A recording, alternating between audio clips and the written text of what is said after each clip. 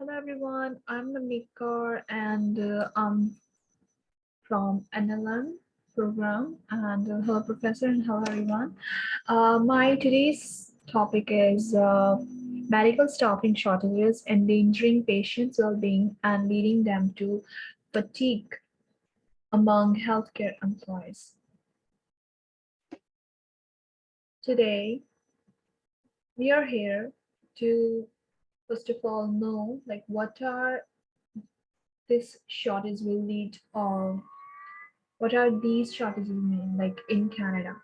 First of all, it's a neglection of nurses shortage within Canada, where it has become a major concern from a very long period of time.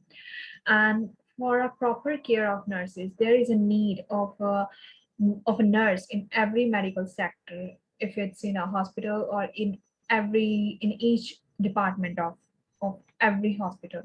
So from the very first wave of COVID, the nurses' jobs and the nurses, this profession of nursing is impacted majorly. Next one are the what are the expected outcomes?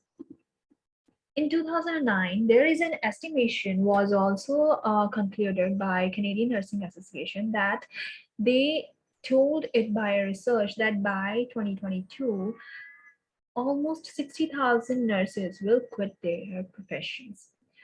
And it has become a major truth in these years that due to a heavy workload and due to a less possibilities and less care of nurses, they quit their jobs.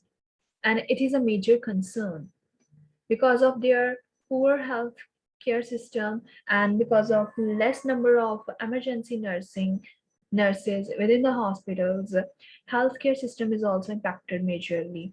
And these two things has become a major hindrances in today's era in our medical field.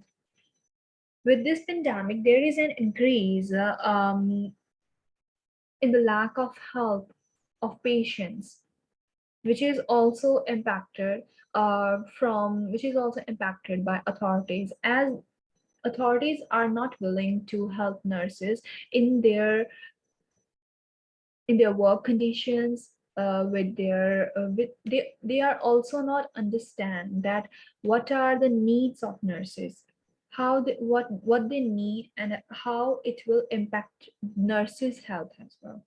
And it is also given by CAEP in 2021.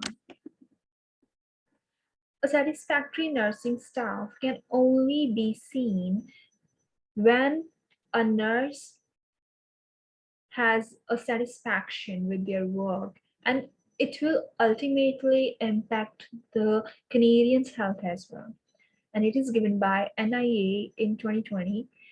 During this pandemic, clinical nursing staff members also suffer a lot because of their low compensation, because of workload, and they also work during their working hours. Like because of their working schedules, there is a lot of disturbance in their health system as well, with the health of nurses. For a sustainability plan,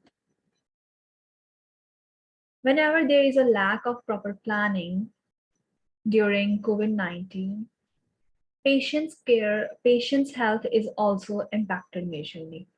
Even though this public sector also do not come forward to help nurses in their needy period. And it's not only the sole responsibility of nurses to stay for the longer periods in a hospital and provide care to the patients who are in need, as nurses know that this is their responsibility. So they took this as a challenge and they put it ahead of them, ahead of their health, ahead of their responsibilities. Today, Canadian health system has a major component, and it is internationally educated nurses. And According to Canadian healthcare system, according to a research which was conducted in 2022, it was conducted by CFNU. They said that only 9% Canadian internationally educated nurses work within the Canada. And it is the need of this era that Canadian government must ease their process of licensure and their examination fees, and they must also allure international nurses to work here so that nurses must show some willing to work here.